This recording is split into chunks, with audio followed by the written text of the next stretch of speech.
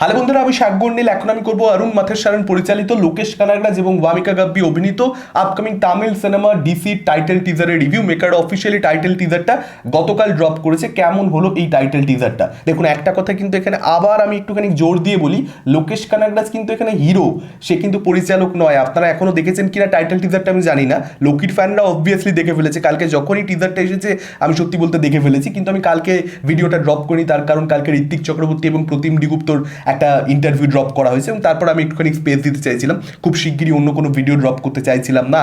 আপনারা চাইলে সেই ইন্টারভিউটা চেক আউট করতে পারেন। খুবই ফ্রুটফুল একটা আলোচনা হয়েছে, আশা করি আপনাদের সেই আলোচনাটা ভালো লাগবে। তো এই পার্টিকুলার টিজারটা কিন্তু অ্যাকচুয়ালি ইমপ্রেসিভ, আমার কিন্তু বেশ ভালো লেগেছে। যখন টিজারটা শুরু হয়, আমি সিরিয়াসলি বলছি, কার্তিক সুব্বরাজের যে স্টাইলাইজেশন, তার যে ব্যাকগ্রাউন্ড মিউজিকের ব্যবহার, সেটা কিন্তু কোথাও একটা এখানে অনিরুদ্ধের দ্বারা আমরা সেই ধরনের ব্যাকগ্রাউন্ড মিউজিক হতে দেখতে পাচ্ছি, সেই ধরনের ভিজুয়াল একটা ট্রিটমেন্ট দেখতে পাওয়া যাচ্ছে। সত্যি কার্তিক সুব্বরাজকে প্রচণ্ড পরিমাণে মনে পড়ছিল। কিন্তু এটাও সত্যি কথা যে অরুণ মাথেশ্বরন কিন্তু এর আগে ক্যাপ্টেন মিলারের মতন ছবি বানিয়েছে, যেখানে কিন্তু আপনি এই ধরনের একটা স্টাইলাইজেশন সেখানেও দেখতে পাবেন। এটা যে তার নিজস্ব নয় তা কিন্তু একেবারেই বলা যায় না। সানি কাইধাম ব্রিলিয়ান্ট একটা ছবি ছিল, অসাধারণ ছবি। কীর্তি সুরেশের ব্রিলিয়ান্ট একটা পারফরমেন্স, আপনারা চাইলে সেই ছবিটা দেখতে পারেন। সেলভা রাঘবানের দারুণ একটা পারফরমেন্স ছিল।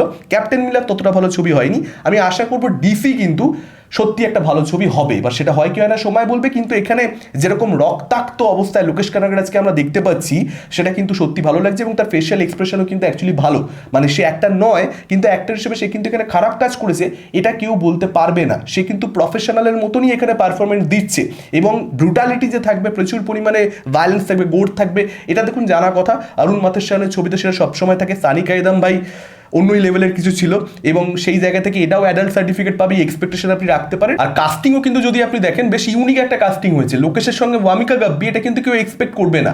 আর আপনি যদি দেখেন যে ওয়ামিকা গাব্বির যেরকম ফেশিয়াল এক্সপ্রেশন, সেটার মধ্যে একটা সিরিয়াসনেস রয়েছে, সেটার সঙ্গে সঙ্গে একটা কন্ট্রাস্ট কিন্তু আপনার লোকেশ কানাগরাজের ফেশিয়াল এক্সপ্রেশনের মধ্যে দেখতে পাবেন। সে যেন প্রচণ্ড বেশি ক্যাজুয়াল, মানে সে ভায়োলেন্স করছে, রক্তারক্তি করছে, কিন্তু সেটাকে নিয়ে সে যে নিজে খুব ব্যক্তিগত স্তরে বদার ব্যাপারটা সেরকম নয়। কোথাও একটা ক্যারেক্টারটাকে দেখে এরকম মনে হচ্ছে যে সে এটা করতে প্রচণ্ড বেশি অভ্যস্ত, এটা তার কাছে কোনো বড় ব্যাপার নয়, বিগ ডিল নয়। তো সেরকম একটা শট কিন্তু একদম লাস্টেও রাখা হয়েছে, যেখানে ওয়ামিকা গাব্বিকে আমরা দেখতে পাচ্ছি এবং পেছনে একটা আয়না রয়েছে, সেই আয়নার রিফ্লেকশনটা দেখতে পাওয়া যাচ্ছে লোকেশের। এবং সেখানে লোকেশ যেভাবে দেওয়ালে হেলান দিয়ে দাঁড়াচ্ছে, সেখানেও কিন্তু একটা ক্যাজুয়ালনেস। তো এই কাস্টিংটা আমার ডেফিনেটলি আমাকে ইমপ্রেস করতে পেরেছে। আর ওয়ামিকা গাব্বিকে কিন্তু এই পার্টিকুলার টিজারটার মধ্যে খুবই সেক্সি লাগছে, মানে তার কনফিডেন্সের জন্য বলছি। ফেশিয়াল এক্সপ্রেশনে যে একটা কনফিডেন্স দেখতে পাওয়া যাচ্ছে, দ্যাট ইজ সেক্সি। এবং অরুণ মাথেশ্বরন যেভাবে প্রেজেন্ট করেছে তাকে, দ্যাট ইজ সেক্সি। মানে কোনো রিভিলিং ড্রেস পরেছে তার জন্য কিন্তু আমি বলছি না।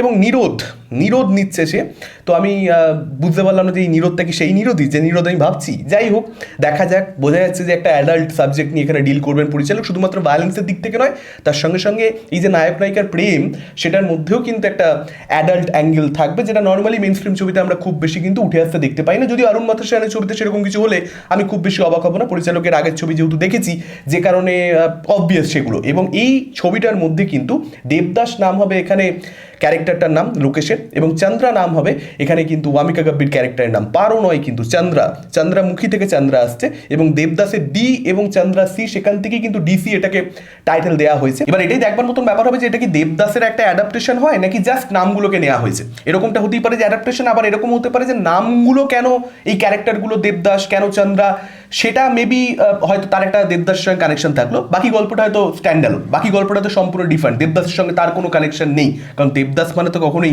ব্রুটালিটি ভায়োলেন্স নয়। তো আমার মনে হয় যে সেকেন্ডটা হওয়ারই পসিবিলিটি এখানে বেশি। আর যদি সত্যিকারেরই অ্যাডাপ্টেশন হয়, বা এরকম হতেও পারে যে অ্যাডাপ্টেশন নয়, আলাদা গল্পই হলো, কিন্তু এখানে একটা পারো থাকলো। কিন্তু পারোর সঙ্গে দেবদাস যেরকমভাবে আমরা ভাবি, বা চন্দ্রা যে ইকুয়েশন সম্পর্কে আমরা অলরেডি অবগত, হয়তো সেই ইকুয়েশনটা এখানে রাখলো না। এখানে হয়তো মেবি ইকুয়েশনটাকে চেঞ্জ করে দিল। এখানে হয়তো পারোর বদলে কোথাও চন্দ্রা গুরুত্বপূর্ণ হয়ে গেল, দেবদাস হয়তো পারোকে বেছে নিল, চন্দ্রাকে বেছে নিল। এরকম কোনো কিছু কি দেখতে পেতে চলেছি?